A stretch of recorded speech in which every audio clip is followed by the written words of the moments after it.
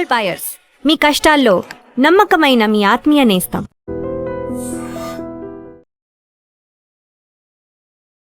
నమస్తే, నేను Kavitha. Welcome to I dream news అండ్ నిజాలు. తెలంగాణలో స్పెషల్ ఇంటెన్సివ్ రివిజన్ అనేది ఈ రోజు నుంచి ప్రారంభమవుతుంది. జూలై 24 వరకు కొనసాగుతుంది. దీనికి సంబంధించి ప్రభుత్వం పెద్ద ఎత్తున ఏర్పాట్లు చేసింది. దాదాపుగా 89 లక్షల మంది ఓటర్లకి సంబంధించి క్లారిఫికేషన్ కావాల్సి ఉంది. అందులో ఇప్పటికి కూడా గందరగోళం నెలకొన్నటువంటి నేపథ్యం.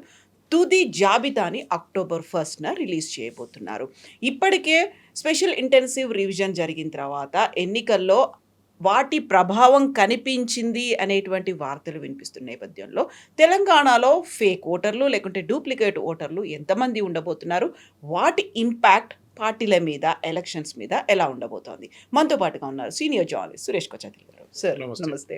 సో స్పెషల్ ఇంటెన్సివ్ రివిజన్ అనగానే ఇప్పటిదాకా జరిగినటువంటి రాష్ట్రాలు ఎలక్షన్స్ గుర్తొస్తాయి. అందులో చాలా కీలకంగా కనిపిస్తోంది west Bengal and Tamil Nadu.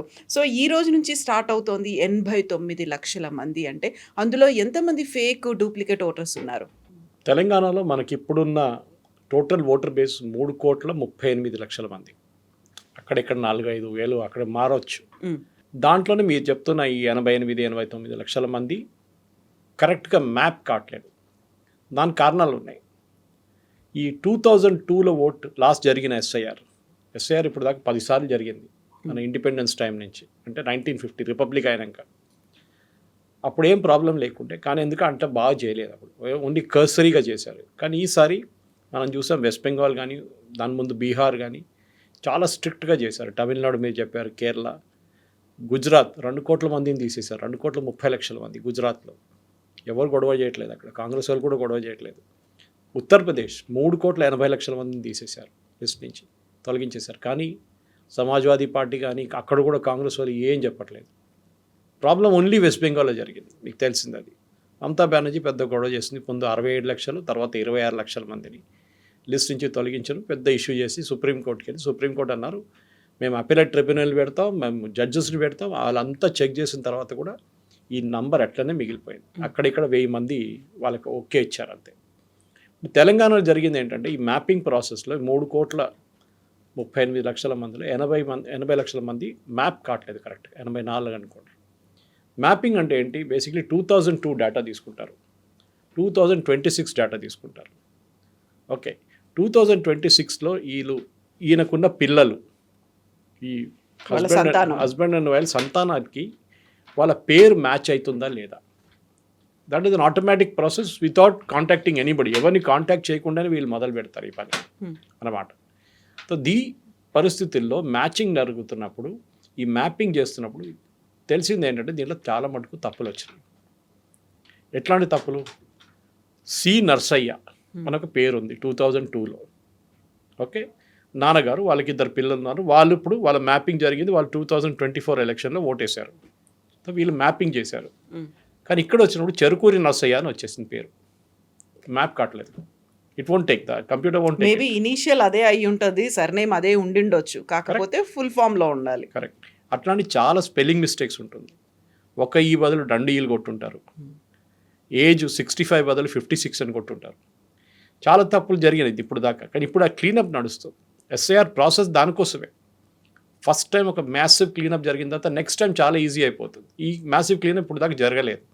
SIR చేశారు కానీ చాలా మటుకు. అండ్ నడిమిట్లో మీరు చాలామంది అడుగుతారు, మా ఓటింగ్ వచ్చి చెక్ చేశారు కదా పోయిన ఎలక్షన్ ముందు. చేశారు, but that is only special revision అంతే. అక్కడ మీరు ఎక్కువ డీటెయిల్స్ అడగరా. మీరు ఉన్నారా, మీ ఇంట్లో ఎంతమంది, 3 వీళ్ళైనా పేర్లు అడుగుతారు, కరెక్ట్ టిక్ చేసి వెళ్ళిపోతారు. నెక్స్ట్ ఇంటికి వెళ్తారు, హౌస్ లాక్డ్, 2 సార్లు వస్తారు, హౌస్ లాక్డ్ అని చెప్పేసి వాళ్ళ పేర్లే తీసేస్తారు. ఎలక్షన్ రోజు పొద్దున వాళ్ళు తిరుగుతూనే ఉంటారు బూత్లో, నా పేరు కనిపించట్లేదు, నా పేరు మొన్న ఓటేసాను ఇప్పుడు ఎందుకు లేదని చెప్పి. ఈ ఎస్ఐఆర్ ప్రాసెస్లో ఈ మ్యాపింగ్ చేసినప్పుడు 88 లక్షల మంది వచ్చారు. వీళ్ళు ఓటర్లు కాదని కాదు, ఇట్లాంటి తప్పులు ఉంటుంది. ఇంకో కొన్ని కేసెస్లో నాన్నగారికి కొడుకుకి 15 సంవత్సరాల డిఫరెన్స్ ఉంది. నాన్నగారి ఏజ్కి సపోజ్ ఈజ్ 40, 45, 50, అబ్బాయికి ఏమో 25. అది ఎట్లయితుంది అంటే నాన్నగారు 15 సంవత్సరాలు పెళ్లి చేసుకున్నారా? That's a question obviously. ఒక కొడుకు పుట్టి నెక్స్ట్ కొడుకు పుట్టేదాకా, ఆ కూతురు పుట్టేదాకా 6 నెలల టైమే ఉంది, గ్యాపే ఉంది. అది కూడా తప్పు. So either the date of birth తప్పిచ్చారు, లేకుంటే అది entire thing is fake. Okay, ఇదే వెస్ట్ బెంగాల్లో జరిగింది, బీహార్ జరిగింది. అక్కడ ఈ మ్యాపింగ్తోనే ఫస్ట్ వాళ్ళు పట్టుకున్నారు చాలామందిని. అక్కడి నుంచి ప్రూఫ్ అడిగినప్పుడు ప్రూఫ్ లేదు వాళ్ళ దగ్గర.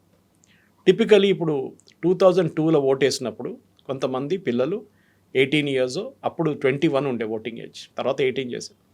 ఈ 14 సంవత్సరాలు 15 సంవత్సరాలు ఉంటారు, అప్పుడు ఓట్ వేయలేదు వాళ్ళు. కానీ నెక్స్ట్ ఎలక్షన్లో ఓటేశారు. దాని తర్వాత 2024 వచ్చినప్పుడు కూడా ఓటేశారు వాళ్ళు. ఇప్పుడు వీళ్ళని మ్యాపింగ్ చేయాల్సి వస్తుంది. పేరెంట్స్ ఆల్రెడీ మ్యాపింగ్ చేశారు ఒకసారి. నా ప్రాజనీ మ్యాపింగ్ అంటారు. అంటే మీ నాన్నగారు, అమ్మగారు, కొడుకో కూతురు మీరే కాదని ప్రూవ్ చేయాల్సి వస్తుంది. How do you prove it? 14 documents ఉన్నాయి, యాక్చువల్లీ 14 ఎక్స్టెండెడ్ డాక్యుమెంట్స్ ఉన్నాయి. 10th క్లాస్ సర్టిఫికేట్ ఉండొచ్చు, పాస్పోర్ట్ ఉండొచ్చు, డ్రైవింగ్ లైసెన్స్ ఉండొచ్చు, ఫోటో ఐడి. ఏమేమి ఫోటో ఐడి ఉందో యూజ్ చేయొచ్చు. అప్పుడు మీరు అడగొచ్చు ఆధార్ తీసుకొచ్చా అని. కొంతమంది మన దగ్గర కొన్ని తెలుగు ఛానల్స్ చేసిన తప్పేంటే ఆధార్ వ్యాలిడ్ అన్నారు. కాదు, సుప్రీంకోర్టు దాకా వెళ్ళిన కేసు ఇది. ఆధార్ వ్యాలిడ్ కాదు. Aadhaar is only an identity document. Kavitha అని చెప్పి మీ ఫోటోతో ఉన్న ఆధార్ మిమ్మల్ని బ్యాచ్ చేస్తుంది అంతే. It doesn't say you are an Indian. Even ఒక ఎన్ఆర్ఐ ఓసీఐ కార్డు ఉంటే వాళ్ళు ఆధార్ తీసుకోవచ్చు, but that doesn't make them an Indian. ఇది ప్రాబ్లం అనమాట. Same thing with me. నేను ఇప్పుడు సురేష్కి వచ్చేట్లంటే నేను దాంతో ఇచ్చినప్పుడు నాకు ఒక అడిషనల్ డాక్యుమెంట్ ఇవ్వాల్సి వస్తుంది. అది నా 10th క్లాస్ సర్టిఫికేట్ ఉండొచ్చు, లేకుంటే నా డ్రైవింగ్ లైసెన్స్. సో దట్ నాకు ప్రూవ్ అవుతుంది that I'm so and so person with that address like this అని చెప్పేసి. ఇప్పుడు అదొక పక్కన పెట్టి మ్యాచింగ్ అంతా అయితే కూడా మనం డాక్యుమెంట్ ఇవ్వచ్చు. ఇప్పుడు ఏం చేస్తారంటే ఈ BLO అని ఉంటారు, బూత్ లెవెల్ ఆఫీసర్. చాలా క్రూషియల్ రోల్. వీళ్ళు యూజువలీ జూనియర్ ఆఫీసర్స్ ఉంటారు. వీళ్ళకి చాలా ఎక్స్టెన్సివ్గా ట్రైనింగ్ ఇచ్చారు. ఒక బూత్ లెవెల్ ఆఫీసర్ దగ్గర 800 నుంచి 1000 మంది, ఒక్కొక్కసారి 1100 మంది కూడా ఓటర్స్ ఉంటారు లిస్ట్. వాళ్ళు ప్రతి ఇంటికి వెళ్ళి 3 సార్లు వెళ్ళాలి. ఫస్ట్ టైం ఫామ్ ఇవ్వడానికి వెళ్ళాలి. ఈ ప్రీ ప్రింటెడ్ ఫామ్ అంటారు దీన్ని. అంటే ఒక చిన్న ఫామ్ ఉంటుంది, దానిపైన ఓటర్ పేరు, ఏజ్, వాళ్ళ నాన్నగారు అమ్మగారి పేరు, దాని అడ్రస్ అండ్ ఎపిక్ నెంబర్, ఈ డీటెయిల్స్ పైన ఉంటుంది. మీరు అదే నెంబర్ కరెక్ట్ అయితే you should fill up the left side of the column. ఎందుకంటే 2002లో మీరు ఓట్ వేశారు, దానికోసం ఆ ప్రూఫ్ అక్కడ ఉంది. కాదు నేను ఫస్ట్ టైం అప్లై చేస్తున్నాను అంటే మీ కూతురు ఉండొచ్చు. ఇప్పుడు వాళ్ళు అప్లై చేస్తున్నారు, షీఈ్ అప్లైయింగ్, దెన్ వాళ్ళు రైట్ సైడ్ ఫిల్అప్ చేసి ప్రాజనీ మ్యాపింగ్ చేయాలి వాళ్ళు. అంటే వాళ్ళు ప్రూఫ్ ఇవ్వాలి. ఇప్పుడు మీరు ప్రూఫ్ ఇవ్వక్కర్లేదు, because you already they on the list. Right సైడ్లో ఉన్న వాళ్ళు ప్రూఫ్ ఇవ్వాల్సి వస్తుంది. 10th క్లాస్ ఇచ్చినప్పుడు ఆటోమేటిక్ BLO సెకండ్ విజిట్కి వస్తారు మీటింగ్. వచ్చినప్పుడు వాళ్ళు చెక్ చేసి చెప్తారు, అమ్మ ఈ ప్రూఫ్ కాదు కదా, ఇంకోటి ఏమైనా ఉందా అంటే మీరు ఆ డాక్యుమెంట్ ఇవ్వచ్చు. ఓకే అని చెప్తే అది వెళ్ళిపోతారు. ఫిలప్ చేసి పెట్టండి, 3వసారి నేను వచ్చినప్పుడు తీసుకుంటాను ఫామ్ అని. ఫామ్ చాలా కేర్ఫుల్గా ఫిల్ చేయాలి. వాళ్ళు 2వసారి ఫామ్ ఇవ్వరు మీకు. ఇన్ఫ్యాక్ట్ 2 కాపీలు ఇస్తారు. ఒక దాంట్లో ఫిల్ చేస్తుందే మళ్ళీ నెక్స్ట్లో కూడా కరెక్ట్గా ఫిల్ చేయాలి మీరు. ఫస్ట్ కాపీ 3rd విజిట్కి వచ్చినప్పుడు వాళ్ళు తీసుకెళ్ళిపోతారు ఫస్ట్ కాపీ అంతా చెక్ చేసిన తర్వాత. సెకండ్ కాపీ మీకు సైన్ చేసి రెసీట్ లాగా మీకు ఇస్తారు. తీసుకెళ్ళి వాళ్ళు దీన్ని అప్లోడ్ చేస్తారు BLO. అప్లోడ్ చేసిన తర్వాత మాస్టర్ సర్వర్ నుంచి వాళ్ళు చెక్ చేస్తారు ఇదంతా కరెక్టే కాదా, డేటా కరెక్టే కాదా అని చెప్పి. ఏమైనా డౌట్ ఉంటే ఫస్ట్ రోల్ ఒకటి వస్తుంది, డ్రాఫ్ట్ రోల్ అంటారు దాన్ని. It will be published on July 28 or 29 publish అవుతుంది. 24 అయిపోతుంది, 29 దాకా పబ్లిష్ అవుతుంది. ఆ లిస్ట్లో మీ పేరు ఉండొచ్చు, కానీ మీకు ఒక నోటీస్ వస్తుంది. భయపడకండి, మీ పేరు ఉంటేనే అది చాలా పెద్దది, మీరు భయపడక్కర్లేదు. ఏదో ఒక చిన్న తప్పు జరిగి ఉంటుంది ఎక్కడో, వాళ్ళకి డౌట్ వచ్చి ఉంటుంది చెక్ చేసిన వాళ్ళకి, దట్ ఈ పేరుతో ఏదో మిస్టేక్ ఉంది చెప్పినట్లని. నాన్నగారి పేరు స్పెల్లింగ్ మిస్టేక్ కావచ్చు, నెంబర్స్లో చేంజెస్ కావచ్చు, ఆధార్లో తప్పు ఉండొచ్చు, మీరు ఆధార్ ఇచ్చి ఆధార్తో ఉన్న లింక్ డాక్యుమెంట్ తప్పించుంటారు, ఇదంతా జరుగుతుంది. సో మీరు అక్కడ వెళ్ళి ER ఆఫీస్కి వెళ్ళి మీరు అది చేస్తే వాళ్ళు ఇమీడియట్గా రెక్టిఫై చేసి ఓకే అని చెప్పేస్తారు. No problem. Most of the cases 90% problem ఉండదు. కానీ మీరు ఫేక్ డాక్యుమెంట్ సబ్మిట్ చేస్తే పట్టుబడతారు డెఫినెట్గా. బికాజ్ వాళ్ళ దగ్గర సెంట్రల్ రిపాజిటరీస్ నుంచి ఉన్న డీటెయిల్స్ వాళ్ళ దగ్గర ఉంది. ఇది ప్రాసెస్. దాని తర్వాత డేటా అంతా క్లీనప్ చేసిన తర్వాత ఫైనల్ మీరు చెప్పినట్లు అక్టోబర్లో ఫైనల్ రోల్స్ పబ్లిష్ అయిపోతుంది. మనం ఇప్పుడు జూన్లోనే ఉన్నాం, జూలైని పెట్టుకుందాం, ఆగస్ట్, సెప్టెంబర్, అక్టోబర్ 3 నెలలు ఉన్నాయి. ఇప్పుడు ఈ ప్రాసెస్లో మీ పేరు రాలేదు, your name is not they, మీరు అన్నీ సబ్మిట్ చేశారు కానీ పేరు రాలేదు డ్రాఫ్ట్ రోల్. ఏం చేస్తారంటే వీళ్ళు ప్రతి బూత్లో మీరు ఎక్కడ ఓట్ చేశారో ఆ బూత్లో వాళ్ళు ఒక గోడ మీద అంటించేస్తారు ఇదంతా పేర్లన్నీ. అది కాకుండా ఈ బ్లాక్ లెవెల్ ఏజెంట్స్ అని ఉంటారు, బూత్ లెవెల్ ఏజెంట్స్. ఈ బూత్ లెవెల్ ఏజెంట్స్ అని పొలిటికల్ పార్టీస్ నుంచి. మన దగ్గర తెలంగాణలో 12 పొలిటికల్ పార్టీస్ రికగ్నైజ్ ఉన్నాయి. దాంట్లో చిన్న చిన్న పార్టీస్ కొన్ని ఉన్నాయి. బీఎస్పీ, ఎన్సీపీ, సిపిఎం, సిపిఐ, వీళ్ళ రిప్రజెంటేటివ్స్ ఎక్కువ రారు. బీజేపీ, బీఆర్ఎస్, కాంగ్రెస్ పక్కా వస్తారు, ఎంఐఎం కూడా. వీళ్ళకి ట్రైనింగ్ ఇచ్చారు ఎలక్షన్ కమిషన్ కూడా. అపార్ట్ ఫ్రమ్ బిఎల్ఓ, బిఎల్ఏస్ కూడా ఇచ్చారు. మీ రోల్ ఏంటి? మీరు బిఎల్ఓస్తో సహా వెళ్ళొచ్చు ఇంటికి, ఎందుకంటే మీ ఏరియాలో ఉన్నప్పుడు మీకు వీళ్ళందరూ తెలుసు. ఓకే, వీళ్ళు నా ఫ్రెండ్, వీళ్ళు మేము ఎప్పుడు కలుస్తుంటాం, ఓకే, మా ఫంక్షన్స్కి వస్తే ఏదైనా ఒక లింక్ ఉంటుంది. అది బిఎల్ఎస్కి చెప్తారు. మీరు ఏమైనా తప్పు ఉంటే అక్కడే పాయింట్అవుట్ చేయండి, వీళ్ళని హెల్ప్ చేయండి, ఫామ్ ఫిలప్ చేయడానికి హెల్ప్ చేయండి. ఎందుకంటే బిఎల్ఓ చాలా 1000 ఫామ్లు ఫస్ట్ డిస్ట్రిబ్యూట్ చేయాలి, దాని తర్వాత ఆ ఇంటికి వెళ్ళాలి. ఓకే, అప్పుడు రెండో విజిట్ మళ్ళీ కలెక్ట్ చేయడానికి వెళ్ళాలి. ప్రతిరోజు 9 గంటలు పనిచేస్తే కూడా మీరు 1000 ఇళ్ళు కవర్ చేయలేరు మీరు. So they have to rush from one place to another అనమాట. కొంతమంది మీరు వినుంటారు, సూసైడ్ చేసుకున్నారు, అదని కేసు జరిగింది చాలా మటుకు, ప్రెషర్తో తట్టుకోలేము మేము అని చెప్పేసి. అది బహుశా జెన్యున్ ఉండొచ్చు, కానీ fake, most of them turn out to be fake. ఇదంతా అయిన తర్వాత మీ పేరు లేదు. అప్పుడు మీరేం చేయాలంటే మీరు ఒక అపీల్ చేయవచ్చు ఈఆర్ఓకి. Okay, that's a next BLO తర్వాత ఈఆర్ఓ వస్తుంది, ఎలక్టరల్ ఆఫీసర్. ఆయనకి అపీల్ చేసి నా పేరు లేదండి, this was my details are given, కానీ నా పేరు రాలేదు. ఆయన చెక్ చేసి ఈ కాల్ ద బిఎల్ఓ పిలిపించి చెక్ చేస్తారు ఎందుకు జరిగిందని. కానీ ఈ అపీల్ అనే ప్రాసెస్ 15 రోజులు, అంటే లిస్ట్ వచ్చిన తర్వాత 15 రోజుల లోపల మీరు అపీల్ చేయాలి ఇమీడియట్. మీరు నెల తర్వాత 2 నెలల తర్వాత కాదు. అపీల్ చేసిన సపోజ్ హీ డిక్లైన్స్, ఆయన అంటారు లేదు అంతా ఫేక్, ఇది మేము తీసుకోనంటే, దెన్ మీరు సిఈఓకి అపీల్ చేయొచ్చు, చీఫ్ ఎలక్టరల్ ఆఫీసర్ తెలంగాణకి. అక్కడ మీరు విత్ ఇన్ 1 మంత్ అపీల్ చేయాలి. అంటే ఇక్కడ 15 డేస్ అయిన తర్వాత అపీల్ రిజెక్ట్ అయినప్పుడు అక్కడి నుంచి 1 మంత్ మీరు సిఇఓకి అపీల్ చేయాలి. This is the process. ఇది చేస్తే ఏ ప్రాబ్లం ఉండదు. నేను అనుకుంటాను మన దగ్గర ఉన్న 3,38,00,000లో ఒక 60 నుంచి 70 లక్షల మంది లిస్ట్ నుంచి బయటకు వెళ్తారు. దాని కారణాలు నేను చెప్తాను, ఇంకా ఎక్కువే ఉండొచ్చు కూడా. ఒకటి, తెలంగాణలో మన దగ్గర ఉన్న స్టాటిస్టిక్స్ ప్రకారం ప్రతి సంవత్సరం 25,000 నుంచి 30,000 మంది చనిపోతున్నారు. న్యాచురల్ ప్రాసెస్, ఓల్డ్ ఏజ్ ఉండొచ్చు, యాక్సిడెంట్స్ ఉండొచ్చు, ఏదైనా ఉండొచ్చు, న్యాచురల్. దీంట్లో మీరు 24 సంవత్సరాలు మల్టిప్లై చేస్తే it comes to around 55 lakhs, 55 లక్షలు వస్తుంది. దాంట్లో మనం 10 లక్షలు రెగ్యులర్ రివిజన్లోనే పోయింది అనుకోండి. ఒక ఇంటికి వెళ్ళినప్పుడు వాళ్ళ పేర్లు అడుగుతున్నప్పుడు ఈ 4వ పేరు ఏంటమ్మా, ఆయన చనిపోయారండి, ముసలాయన ఉండే చనిపోయారు, అచ్చా చెప్పి ఆయన కట్ చేసేస్తారు పేరు. సో అట్లా ఒక 10% పోయి ఉంటుంది. వీల్ రిమూవ్ 5 to 7 lakhs, అప్పుడు కూడా ఒక 45 లక్షలు మిగిలిపోతుంది. దీంట్లో 4 కేటగిరీస్ ఉంటుంది ఎలక్షన్ చెకింగ్లో. ఫస్ట్ ఇస్ మీ ఇంటికి వచ్చినప్పుడు యాబ్సెంట్, మీరు లేరు అడ్రస్లో, you moved out. Second is duplicate voters. చాలామంది మన దగ్గర ఉన్నారు. నేను ఇవాళ వెళ్ళినప్పుడు ఒక స్టూడియోలో అక్కడ ఒక అబ్బాయికి ఇక్కడ ఉంది, అక్కడ ఉంది, ఓకే, తెలంగాణలో ఒకటి ఉంది, ఆంధ్రాలో ఒకటి ఉంది. ఓకే, వాళ్ళు తప్పు కాదు, వాళ్ళేమనుకుంటారు, ఎవరు పట్టింది, నేను ముందు అక్కడ ఉన్నప్పుడు ఉండే కాడు, మా నాన్నగారు అమ్మగారు అన్నారు డ్రాప్ చేయకూడదు, నీది రేషన్ కార్డు అక్కడ ఉంది, నీకు ఏదైనా గవర్నమెంట్ స్కీమ్లో వస్తే మళ్ళీ అది ప్రాబ్లం అవుతుంది. ఇక్కడ వచ్చినప్పుడు ఆయన ఇక్కడ కూడా చేసుకున్నాడు ఓటింగ్. అది తప్పు. It's a criminal act. I mean you can be punished. 1 సంవత్సరం దాకా జైలు శిక్ష ఉండొచ్చు.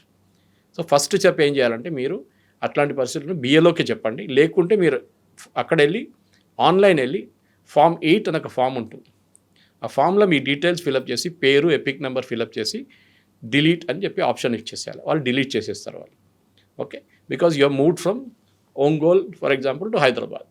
అప్పుడు హైదరాబాద్ మీరు ఓటర్ అయ్యారు. టెక్నికలీ మీరు ఎక్కడ ఉన్నారో లాస్ట్ 6 నెలలు అక్కడే మీరు ఓట్ వేయాలి.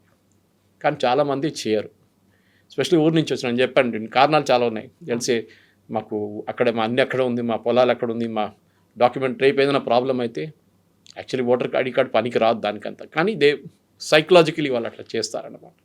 ఇది ఇట్లా ఉన్నాయి, ఇంకా చాలా ఉన్నాయి రీజన్స్. కానీ ఒకడొకటి చెప్పుకుంటే మొత్తం యాక్చువల్లీ ఎడ్యుకేట్ చేయాలి పబ్లిక్. ప్యానిక్ చేయకండి. That is my main. నేను 2014లో కవిత గారు పెబల్ సిటీ, పీరాన్ చెరువు, గోదావరి హోమ్స్, ఎన్సిఎల్, ఇక్కడ మన పైప్ లైన్ రోడ్, కొంపల్లి, ఇక్కడ చాలా 5-6 గేటెడ్ కమ్యూనిటీస్ అన్నీ తిరిగి ఆల్మోస్ట్ ఒక 1,600 మందిని రిజిస్టర్ చేశాను.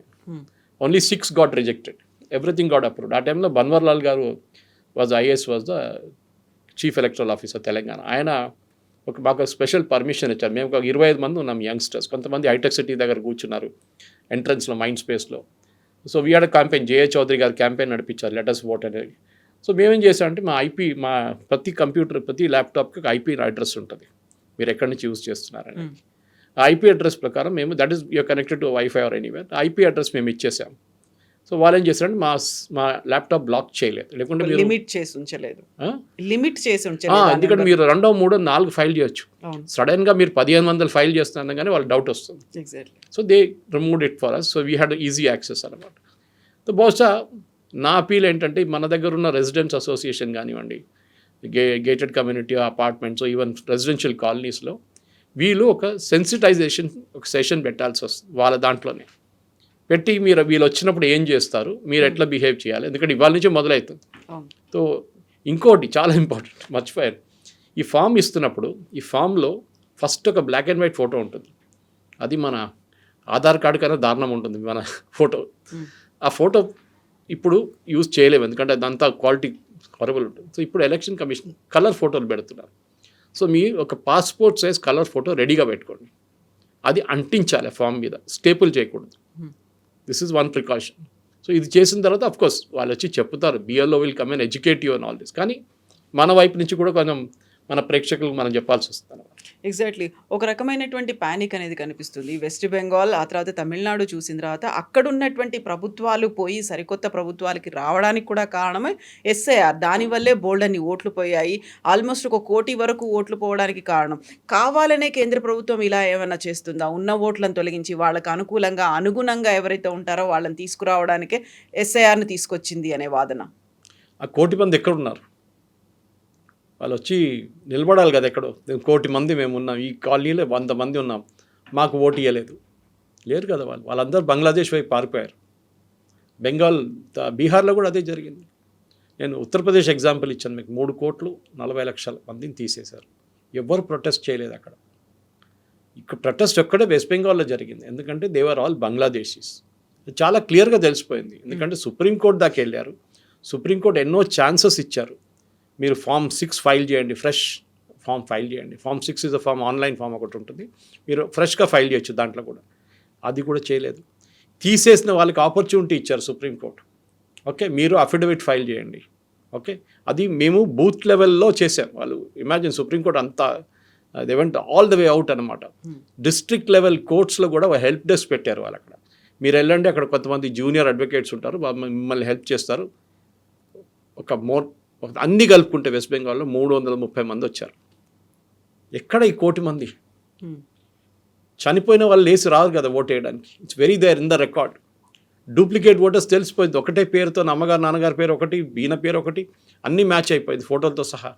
డూప్లికేట్ ఓటర్స్, అబ్సెంటీ ఓటర్స్ లేరు అక్కడ.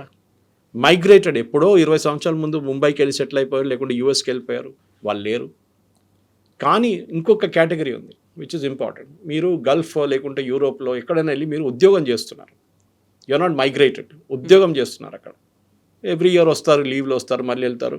కాంట్రాక్ట్ 3 సంవత్సరాలు 5 సంవత్సరాల కాంట్రాక్ట్ ఉంది, మళ్ళీ అది రిన్యూ అవుతుంది. మీరు ఫైల్ చేయొచ్చు, you can even file online. లేకుంటే మీ ఇంటికి ఫామ్ వచ్చినప్పుడు మీ ఫ్యామిలీ నుంచి ఎవరైనా ఫిలప్ చేసి వాళ్ళు సంతకం పెట్టవచ్చు. But they should be a blood relation, అంటే మీ mother, father, wife, husband, whichever it is, వాళ్ళు ఫైల్ చేయాలి, వాళ్ళు సబ్మిట్ చేయొచ్చు ఆన్ యువర్ బిహాఫ్.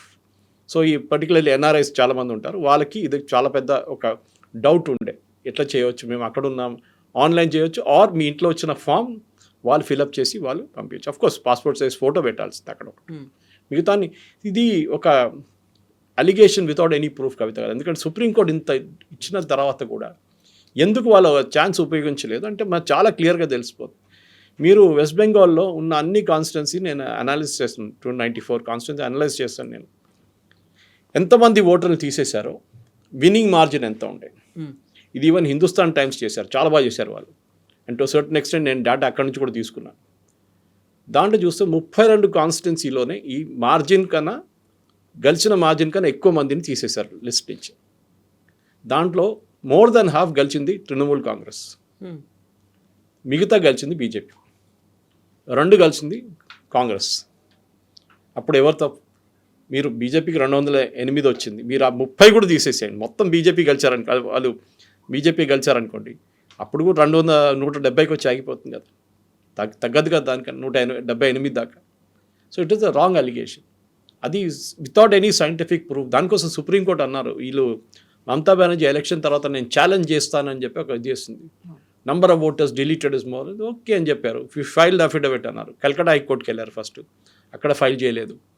సుప్రీంకోర్టుకి వెళ్ళారు, అక్కడ కూడా ఫైల్ చేయమన్నారు, ఫైల్ చేయలేదు. అలిగేషన్ చేసి వెళ్ళిపోవడం. అందరి మైండ్లో డౌట్ వస్తుంది, అరే 1 కోటి మందిని తీసేసిన బహుశా అదే ఉండొచ్చు, వీళ్ళు గెలిచారు. కాదు, ఇట్ ఇస్ నాట్ దాట్. అక్కడ జరిగింది ఇంకోటి. అక్కడ కన్సాలిడేటెడ్ హిందూ ఓటింగ్ జరిగింది. అదంతా మనం డిస్కస్ చేసాం దీనికన్నా ముందు. ఓకే, దానికోసం ఈవెన్ ముస్లిం మెజారిటీ ఉన్న కొన్ని 30% ముస్లిం మెజారిటీ ఉన్న కొన్ని కాన్స్టిట్యున్సీలో కూడా ముర్షిదాబాద్, మాల్డా, 24 సౌత్ పర్గనాస్లో కూడా బీజేపీ గెలిచారు. అక్కడ ఒక హిందువులు అందరూ కలిసి ఓటేశారు. 65% హిందువులు ఓటేశారు, 35% వాళ్ళ వైపు నుంచి ముస్లిమ్స్ ఓటేశారు. సో 65% బీజేపీకి వెళ్ళింది, వాళ్ళు గెలిచారు. Even though 35% may sound like a big number అన్నమాట. కాదు. సో ఎస్ఐఆర్ అనే ప్రాసెస్ ఒక చాలా మట్టుకు దీన్ని క్రిటిసైజ్ చేసి కాంగ్రెస్ వాళ్ళు, మిగతా వాళ్ళు, ఈవెన్ మమతా బెనర్జీ అందరికన్నా ఎక్కువ అక్కడ ఏం లేదు. అండ్ ఐఎమ్ సర్ప్రైజ్డ్ ఇక్కడ కూడా అదే అలిగేషన్ మళ్ళీ రేవంత్ రెడ్డి గారు, మీనాక్షి నటరాజన్ గారు చేస్తున్నారు. ఏంటి, తొలగించేస్తారు, మీ పేరు తీసేస్తారు. రేవంత్ రెడ్డి వార్నింగ్ ఇచ్చారు వాళ్ళ ఎమ్మెల్యేస్, ఎంపీ, మిమ్మల్ని చూసుకుంటాను, మీరు చూసుకోవాలని. మీరెందుకు? వాళ్ళు ఇన్ఫ్లుయెన్స్ చేయలేరు. They can not influence election commission of India. మీ దగ్గర డాక్యుమెంట్ లేకుంటే ఇట్ విల్ బీ రిజెక్టెడ్. మీ దగ్గర ప్రాజనీ మ్యాపింగ్ కరెక్ట్ కాకపోతే ఇట్ విల్ బీ రిజెక్టెడ్. మీరు ఏం చేయలేరు. మీరు కోర్టు కూడా వెళ్ళొచ్చు. మీరు సుప్రీంకోర్టుకి ఎన్నోసార్లు వెళ్ళారు మీరు ఆల్రెడీ. ఇక్కడ కూడా మీరు చేయొచ్చు. అది మీరు ప్రాసెస్ ఫాలో చేయండి. మీకు ఒక ప్రాసెస్ ఇచ్చారు, ఇన్ని డాక్యుమెంట్లు. ఇన్ఫ్యాక్ట్ ఐ సజెస్ట్ దట్ మన డిస్క్రిప్షన్లో ఒక లింక్ పెట్టచ్చు ఎలక్షన్ కమిషన్ది. ఆ డాక్యుమెంట్స్ ఏమేమి డాక్యుమెంట్స్ పెట్టాలని చెప్పేసి అది రెడీగా ఉంచుకోండి. వాళ్ళు వచ్చినప్పుడు పరిగెత్తడం కాదు. ఇన్ఫ్యాక్ట్ వాళ్ళు వచ్చి ఫామ్ ఇచ్చేసి వెళ్ళిపోతారు, మీకు చాలా టైం ఉంటుంది. ఓకే, అక్కడ మీరు అడగొచ్చు కూడా డౌట్ ఉంటే. ఇంకోటి, ఆ ప్రీ ప్రింటెడ్ ఫామ్ వస్తుంది మీ ఇంటికి వచ్చిన. ఐ థింక్ ఐ ఎక్స్ప్లెయిన్ చెప్పాను నాకు గుర్తులేదు. ఆ ప్రీ ప్రింటెడ్ ఫామ్ కింద వాళ్ళ మొబైల్ నెంబర్ ఉంటుంది బిఎల్లో. ఇన్ఫ్యాక్ట్ నాకు మా ఏరియాలో ఉన్న బిఎల్లో అల్వాల్లో she call me 1 month ago. 1 నెల ముందు నాకు ఫోన్ చేసి, సురేష్ గారు ఇట్లా మీ ఉన్న ఎపిక్ నెంబర్, ఇప్పుడున్న ఎపిక్ ఫామ్, అది ఫోటోది కార్డ్, నాకు ఒక ఫోటో పంపిస్తారా అన్నారు. నేను పంపించాను. ఇవాళ నాకు డౌట్ వచ్చింది, ఆమెకి నా మొబైల్ నెంబర్ ఎక్కడి నుంచి దొరికింది? మొబైల్ నెంబర్ పబ్లిక్ డొమైన్లో లేదు కదా అని చెప్పి నేను ఫోన్ చేశాను ఆమెకి. ఫోన్ చేస్తే ఏమన్నది, మాకు డేటా, ఎలక్షన్ కమిషన్ ఇచ్చిన డేటాలో ప్రతి ఓటర్తో సహా వాళ్ళ మొబైల్ నెంబర్ ఉంది, ఎక్కడెక్కడ ఉందో అక్కడ. దానికోసం మిమ్మల్ని ఫోన్ చేసి అడిగాను నేను అని చెప్పి. నౌ ఐమ్ అష్యూర్డ్, ఓకే, ఇది ప్రైవసీ ఇష్యూ లేదు కదా అని చెప్పేసి. ఎందుకంటే మనం దీంట్లో కూడా మొబైల్ నెంబర్ ఇస్తున్నాం, ఆధార్ కార్డ్ నెంబర్ ఇస్తున్నాం. ఈ డాక్యుమెంట్స్ అన్నీ రెడీ పెట్టుకోండి. వాళ్ళు వచ్చినప్పుడు, సెకండ్ విజిట్కి వచ్చినప్పుడు మీరు ఫామ్ చూపించి ఒకసారి, అమ్మ ఇది కరెక్టే ఫిలప్ చేశానో చూడండి, వాళ్ళు ఏమైనా మార్పులు ఉంటే చెప్తారు. నా వైపు నుంచి ఒక సజెషన్ ఉంది, మీరు పెన్సిల్తో ఫిలప్ చేయండి first. Don't fill up with a pen, ఎందుకంటే తప్పులు కాకూడదు. మీరు ఒకసారి మన ఎగ్జామ్లో రాస్తున్నట్లు కొట్టి మళ్ళీ రాయడం కాదు. ఈ పెన్సిల్తో ఫిలప్, ఎందుకంటే 5-10 ఫీల్డ్స్ ఉంది అంతే, మీకు 1 minute అయిపోతుంది అది. కానీ మీరు నాన్నగారి పేరు, మీ పేరు రాసేటప్పుడు చాలా కేర్ఫుల్ ఉండాలి. మీ అడ్రస్ రాసేటప్పుడు చాలా కేర్ఫుల్ ఉండాలి. మీ పిన్ కోడ్ రాసేటప్పుడు కేర్ఫుల్గా ఉండాలి. మీ ఆధార్ కార్డ్ నెంబర్ ఎంటర్ చేసినప్పుడు, మీ మొబైల్ నెంబర్ ఎంటర్ చేసినప్పుడు కేర్ఫుల్ ఉండాలి. మీరు ముందు పెన్సిల్లో రాసి ఒకసారి వాళ్ళు ఓకే అని చెప్తే, వాళ్ళు వెళ్ళిపోయిన తర్వాత మీరు మళ్ళీ మొత్తం ఫిలప్ చేసి 3వ విజిట్లో వాళ్ళు ఈ ఫామ్ కలెక్ట్ చేసుకుంటారు. ఇప్పుడు మన దగ్గర కూడా రోహింగ్యా కాలనీలు ఉన్నాయి, లేకుంటే బంగ్లాదేశ్ నుంచి వచ్చిన వాళ్ళు ఉన్నారు అని అనుకున్నప్పుడు వీళ్ళందరినీ మనం ఇన్ఫిల్ట్రేటర్స్ అనలేము. కాకపోతే ఇల్లీగల్గా వచ్చినటువంటి మైగ్రెంట్ వర్కర్స్, లేకుంటే అక్కడ ప్రజలు అక్కడ ఉండొచ్చు. వాళ్ళందరికీ సంబంధించి వాళ్ళు పంపించేసేయాలా? పార్టీల పరంగా, ప్రభుత్వం పరంగా ఎట్లా చూస్తోంది ఇవి ఎస్ఐఆర్ వస్తుంది అంటే? మనం దీన్ని సపరేట్ చేయాలి కవిత గారు. Rohingyas separate, Bangladesh separate. Rohingyas Myanmar నుంచి వచ్చారు. వాళ్ళు ఇండియాకి వచ్చినప్పుడు వాళ్ళు ఫస్ట్ ఏం చేస్తారంటే, United nations high commission for refugees అని చెప్పి ఒక బాడీ ఉంది, UNHCR. ప్రతి సిటీలో ఉంటుంది వాళ్ళకి యూనిట్. ఢిల్లీలో మెయిన్ ఆఫీస్ ఉంటుంది. వాళ్ళు ఏం చేస్తారంటే, ఈ రెఫ్యూజీస్ వచ్చి మేము ఇట్లా అక్కడి నుంచి పారిపోయాము, అక్కడ పెద్ద గొడవ నడుస్తుంది, చంపేస్తున్నారు, మా ఇల్లు తగలబెట్టేశారు, మేము వచ్చేసామంటారు. సో వాళ్ళ పేరు డీటెయిల్స్ తీసుకొని వాళ్ళకి కార్డు ఇస్తారు, UNHCR కార్డు. దాంతోపాటు ప్రతి నెల వాళ్ళకు డబ్బులు ఇస్తారు బతకడానికి. వాళ్ళ పిల్లలు ఉన్నారు, 2-3, husband wife. So the certain amount, నాకు అమౌంట్ ఎగ్జాక్ట్ గుర్తులేక అమౌంట్ ఇస్తారు వాళ్ళు. వాళ్ళకి ఒక లీగల్ రైట్ ఉంది ఉండడానికి. ఎక్కువ రోజులు కాదు, you cannot stay here for. Supreme court చెప్పారు చూడండి, ఇదే కేసులో చెప్పారు, రోహింగ్యా కేసులో. ధర్మశాల కాదు మంది. వేరస్ బంగ్లాదేశ్ ఈజ్ ఇల్లీగల్ ఇన్ఫిల్ట్రేట్స్. మన దేశంలో మీరు వీసా లేకుంటే వస్తే, వీసా అండ్ పాస్పోర్ట్ లేకుండా మన దేశంలో దూరితే you can be put in the jail, మిమ్మల్ని జైలు వేయవచ్చు. దానికోసం అస్సాంలో కానీ తమిళనాడులో కూడా, తమిళనాడులో మన శ్రీలంకన్ క్రైసిస్ జరిగినప్పుడు అక్కడ కూడా డిటెన్షన్ సెంటర్స్ పెట్టారు. ఇప్పుడు కూడా ఉంది అది. సేమ్ అస్సాంలో ఉంది, సేమ్ వెస్ట్ బెంగాల్లో ఉంది. ప్రతి స్టేట్లో డిటెన్షన్ సెంటర్, జైలు కాదు డిటెన్షన్ సెంటర్స్, వీళ్ళని తీసుకొచ్చి అక్కడ వేస్తారు. తర్వాత వీళ్ళని పంపించేస్తారు. బికాజ్ దే ఐడెంటిఫైడ్ డాక్యుమెంటేషన్ మొత్తం తీసుకున్న తర్వాత వాళ్ళు అంటారు మేము బంగ్లాదేశ్లో ఈ ఊరు కుల్నా నుంచి వచ్చినాం, ఈ ఊరు నుంచి వచ్చినాం అంటే అక్కడ పంపించేస్తారు వాళ్ళు. ప్రాబ్లం ఏంటంటే వీళ్ళు ప్రూవ్ చేయలేరు. అది మనం చాలా మటుకు ఎస్ఐఆర్లో చూసాం వెస్ట్ బెంగాల్లో. సింపుల్ క్వశ్చన్, మీరు 2002లో ఓటేశారా? ఓకే, నేను వేయలేదు. ఎందుకు? నేను అప్పుడు 15 సంవత్సరాలు. Very good. మీ నాన్నగారు వేశారా? నా నాన్నగారు తెలియదు. మీ నాన్నగారి పేరు ఏదో ఒక పేరు చెప్తాడు, గులాం అలీ అని చెప్తాడు. ఓకే, గులాం అలీ ఎక్కడ ఓటేశాడు? నాకు తెలియదు. ఆయన ఎక్కడి నుంచి వస్తాడో నాకు తెలియదు. ఏం అడిగితే తెలియదు అంటాడు. వీళ్ళేం చేస్తారు, సరే లాస్ట్ సమ్ ఐడియా, ఓకే ఆయన దమ్దమ్లో ఓటేసిండు అంటారు. దమ్దమ్లో వెళ్ళి చెక్ చేస్తారు, ఇట్లాంటి పేర్లో 5-6 మంది ఉన్నారు. సరే ఈ గులాం అలీ నాన్నగారి పేరు, మీ గ్రాండ్ ఫాదర్ పేరు గుర్తుందా అంటే గుర్తుంది. పేరు చెప్పు. ఏదో ముబారక్ అలీ అని చెప్తారు. Mubarak Ali, very good. అది చెక్ చేస్తే అది కూడా మ్యాచ్ కాదు. వాళ్ళు లేరు ఇక్కడ. 2002 they were not in India. Or ఈడు వచ్చినోడు ఇంకొక నాన్నగారి పేరు చెప్తారు. అది జరిగింది వెస్ట్ బెంగాల్లో. ఒక మనిషి, ఒక ఆయన పేరు మీద 18 మంది సపరేట్ ఓటర్ ఐడి తీసుకున్నారు. Different families. నాన్నగారు అంతా ఒకటే. 1% is what you call father for about 18 different families. అది ఎట్లా జరుగుతుందండి? అక్కడే ఫేక్ పట్టుకుంటారు వీళ్ళు. అది దానికోసం బెంగాల్ నుంచి వచ్చిన, వెస్ట్ బెంగాల్ నుంచి వచ్చిన వాళ్ళు చాలామంది పారిపోయారు. కొంతమంది మిగతా స్టేట్స్కి వెళ్ళిపోయారు. వాళ్ళకి తెలిసిపోయింది వాళ్ళు పట్టుకుంటారని. దానికోసం బార్డర్ వైపు పారిపోయారు వాళ్ళు.